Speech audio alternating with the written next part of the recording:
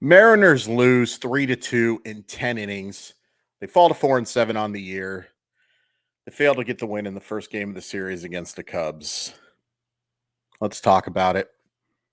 Mariners take another 1-0 lead because that's what they do. That's what they've done, I think, in pretty much all the games that they've scored runs. They get on the board with a sac fly from Sam Haggerty in the fourth inning. Unfortunately, that fourth inning, the Cubs score two on a Cody Bellinger double to right and an Eric Hosmer single to left, who Eric Hosmer just apparently sees the baseball real well against Mr. Castillo. Guess we'll talk about that in a little bit. A little bit. Very little bit.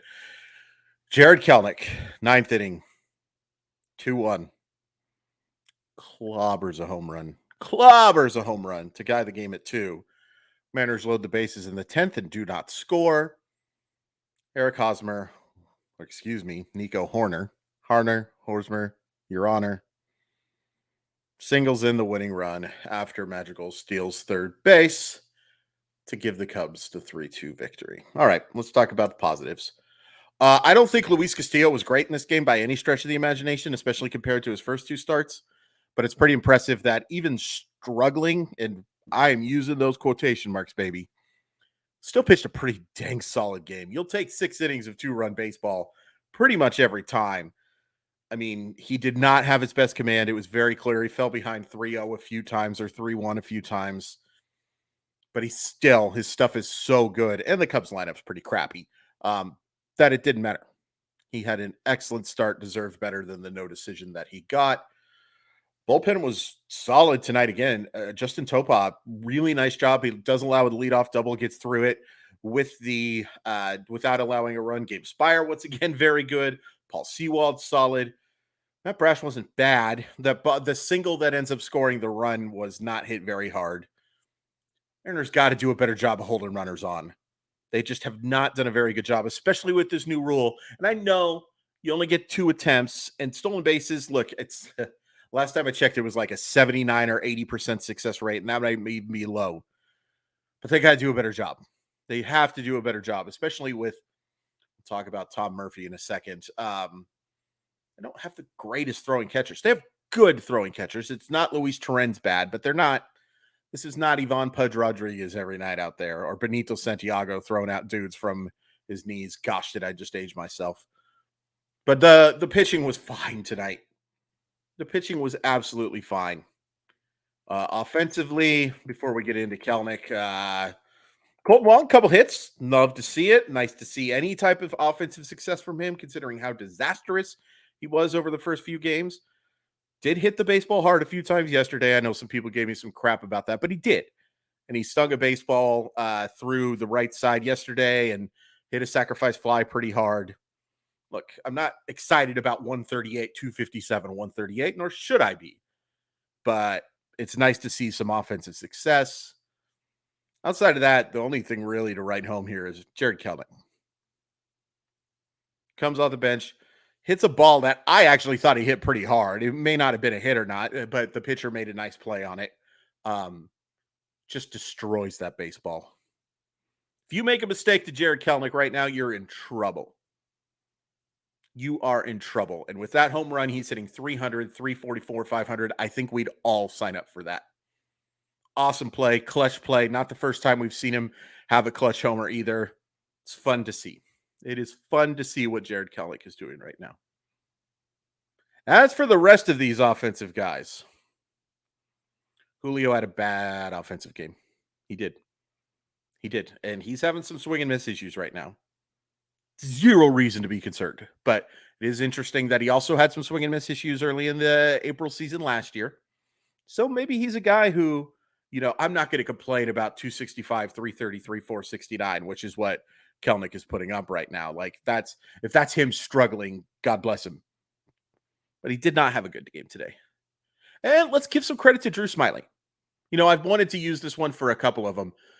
Parks and Rec is one of my favorite shows. And there's this scene where Ben, Wyatt, and April are stuck in a parking lot. And April goes, "Why aren't we moving when there's they're clearly stuck in this thing. And Ben goes, because other cars. And sometimes you just got to tip your cap to the pitcher. Now, I'm not quite willing to do that because there were some bad offensive efforts tonight. But Drew Smylying deserves credit. His curveball was really good tonight. A lot of people's curveballs look good against the Mariners right now. They just can't hit secondary pitches right now. That could be an issue. That could be an issue. But yeah, you have to give Smyly credit. You can't just say, well, it's just the Mariners were bad. No. I would go so far as to say it was 55% Smyly, 45% Mariners. It's going to happen. Doesn't make it any less frustrating, but it happens. There are some things to be really frustrated by tonight. Julio can't be one of them because he's been too good. With the bases loaded, Ty France and Eugenio Suarez just flat out didn't get the job done tonight. Didn't get the job done. And look, Suarez has looked pretty bad these last 2 games. And I'm not surprised by that or even concerned by that. Like, he was hitting 389 a couple of days ago. This was going to happen.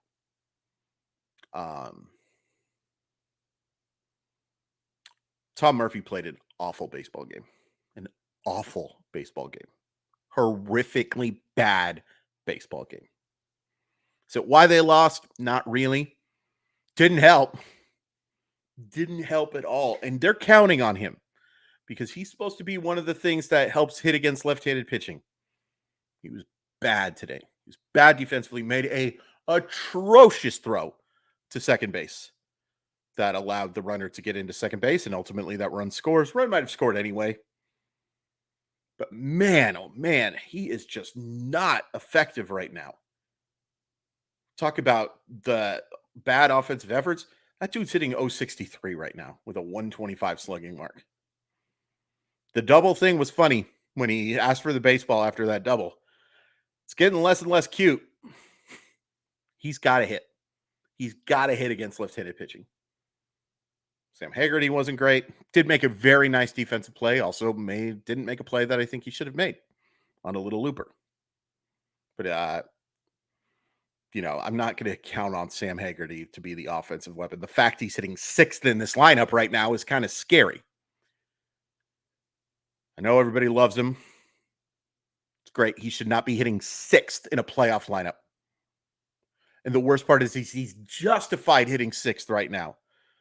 Because he hitting Tom Murphy, Cooper Hummer, or J.P. Crawford ahead of him? The hell you are. Not a chance.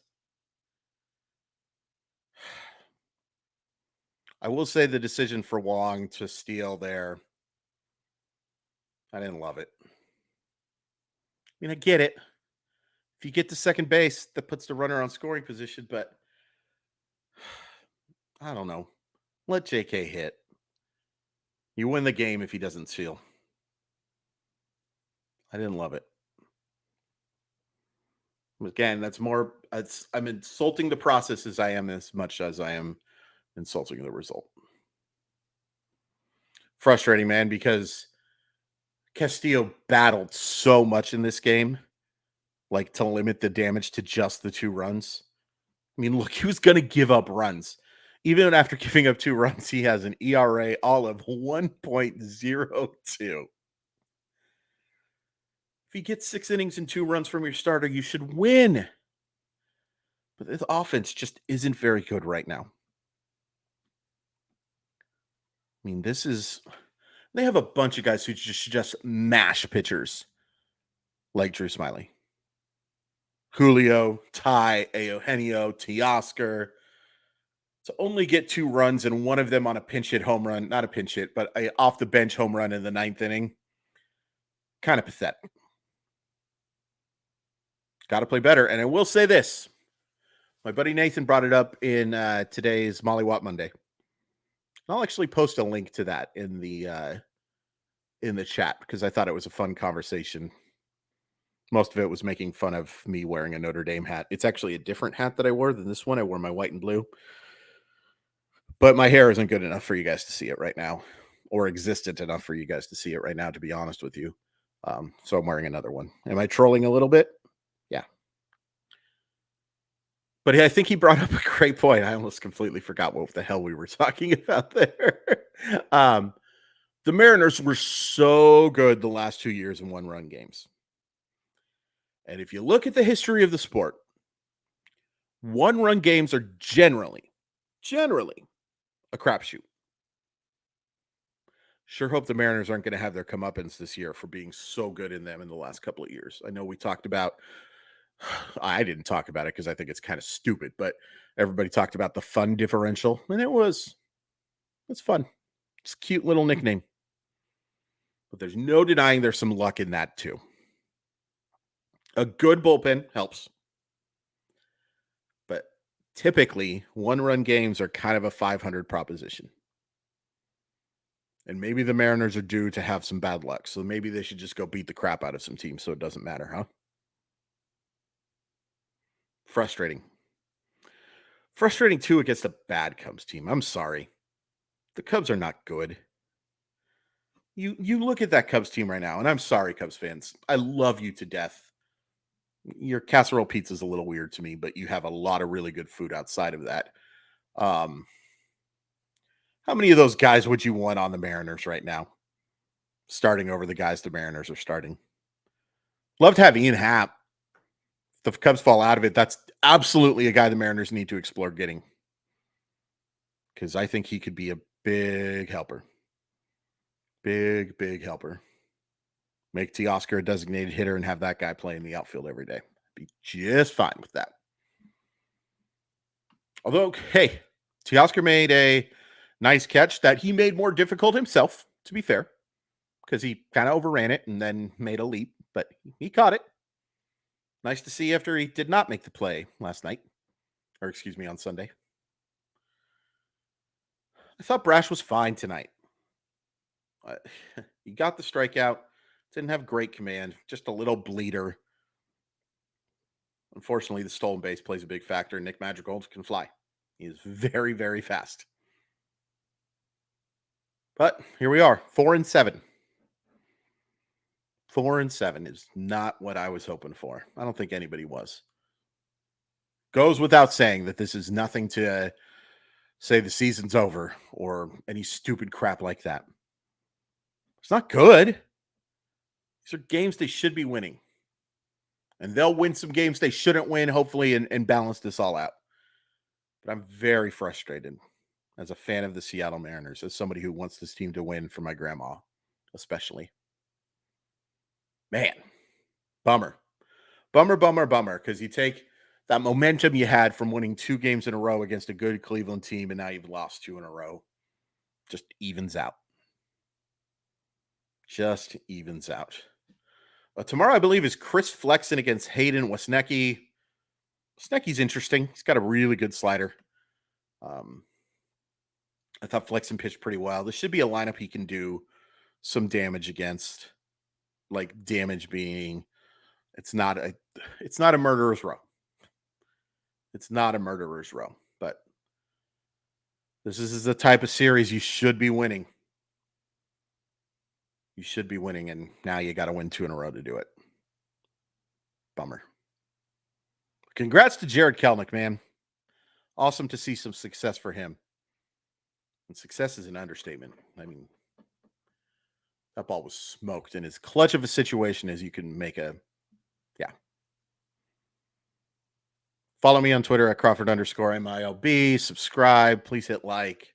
I think we're going to do a giveaway. I'd really like to get to 500 subscribers like by the end of April, because it gives me the best chance to get to that 1,000 mark that we have to hit.